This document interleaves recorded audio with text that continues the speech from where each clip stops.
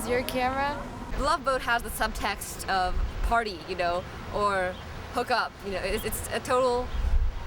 Well, it seems like it's supposed to be a consequence-free environment where you can, have fun overseas, and whatever happens in Taiwan stays in Taiwan.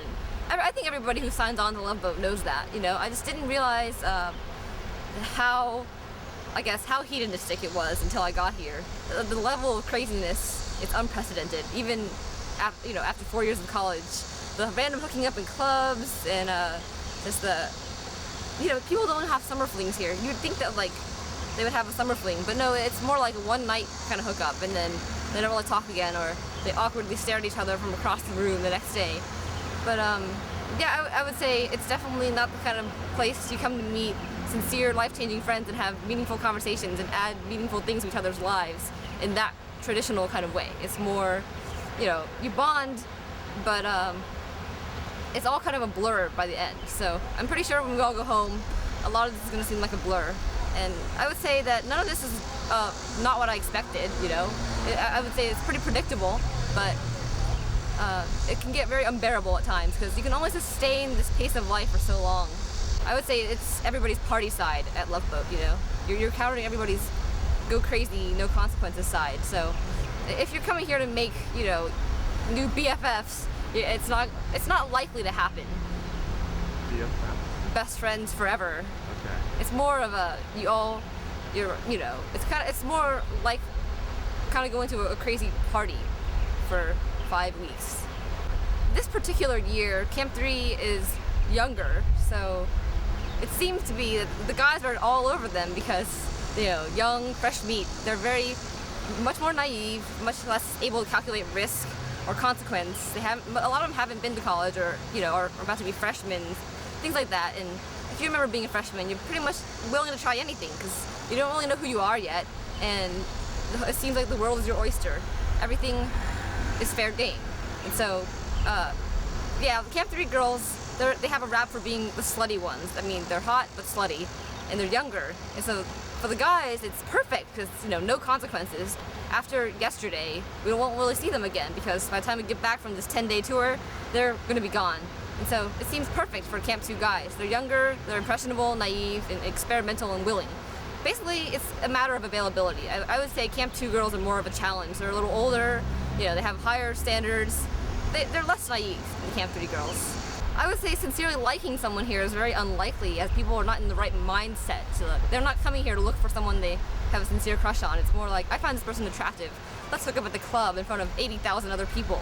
And, normally in real life you would say that, let's take this outside, but no, everything is all, it's completely like Lord of the Flies, authority disappears, everyone descends into their animal selves.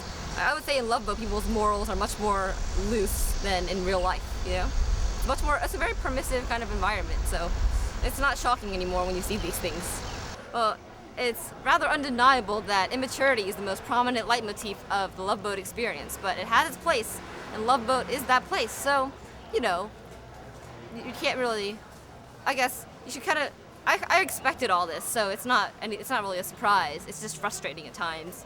And it's definitely best, you're right, to come to Loveboat when you are, maybe 21 or in the middle of college, maybe about to start college, because I think you would find it a lot less frustrating at that point. Whereas after you have your degree, you're already an adult, you're already working or you're in grad school and you've already moved on to a different stage of life. So a lot of the little novelties that people scream about here, they just don't appeal to you anymore because you've been there and done that. If you were looking for something meaningful and you want to sit on the dock or wherever and have long conversations at night and drink,珍珠奶茶or something, it would be completely lost on the environment and the people here because they're not in that mindset where they want to, sit there and talk for hours about life and relationships and love or whatever. People here, they're here to party. They're here to go out, be crazy, drink a lot, and have fun. And so if you want to, if you're looking for something more low-key and serious, then it's not really the place. I think Loveboat's like cancer. You have your good days and you have your bad days. Like when you're fighting a chronic illness, sometimes you're frustrated, sometimes you have a glorious day. And that's exactly what Loveboat's like. How are you liking Loveboat so far? Have you made any good friends? Yeah, I guess. What have been your meaningful experiences at Loveboat? What was the night when you felt like you were really bonding with people? What happened and what made you feel close? Night I got drunk.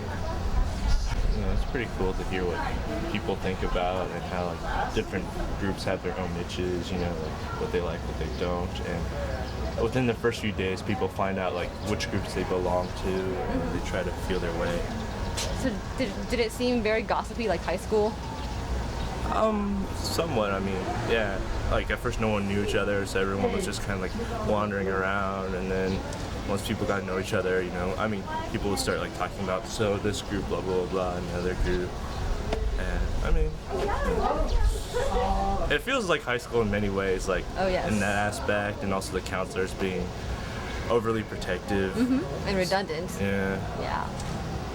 So yeah. But I think everyone knows what to expect. Like, we know it's like high school. We know we have bed check, and we know it's not going to be ideal for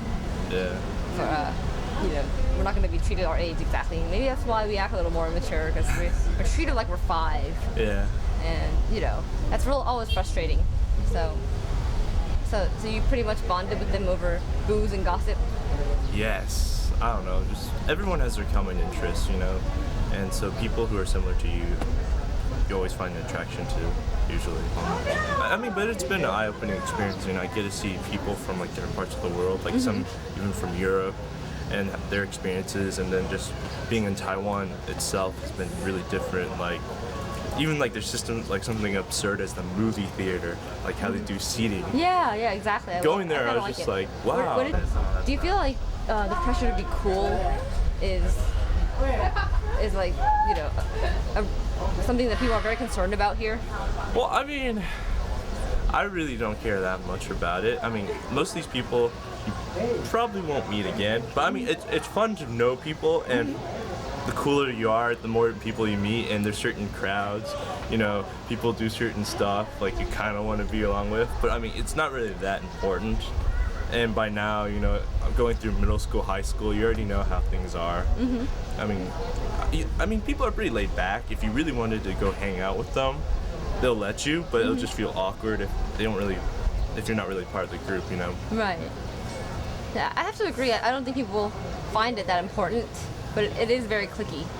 And I think by the second week, people's cliques have formed, and it's a lot harder to meet new people after that, because they get settled into their own groups. Which is why the bus sign-up thing was probably not a good idea. I think maybe they either should have let us keep our buses or randomly assign new buses so we can meet new people that way, instead of emphasizing the cliquiness of Loveboat. But it's okay. I mean. But if the groups are cliquish, can that seem intimidating if you're not part of their group?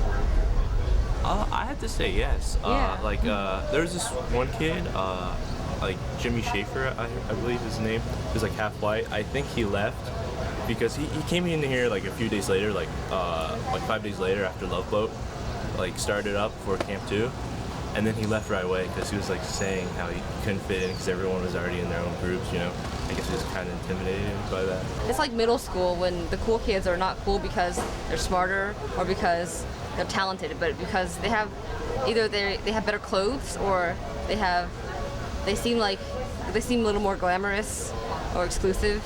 It's that kind of cool where they think they're better than everybody else, and other people kind of play into that and elevate them into something cool when they're really just completely ordinary and rather immature and dramatic. And I find whatever the in crowd is, it's kind of hard to distinguish what it really is here, because I feel like everyone has their own group, and one of them isn't necessarily more cool than the others. Is it like the vibe that they're really confident about themselves, like they know what's going on? Like this couple or these 2 or 3 people just walk by me, and they think they're pretty cool. So I find that really laughable. I'm like, come on, nobody cares. Nobody cares that you think you're cool.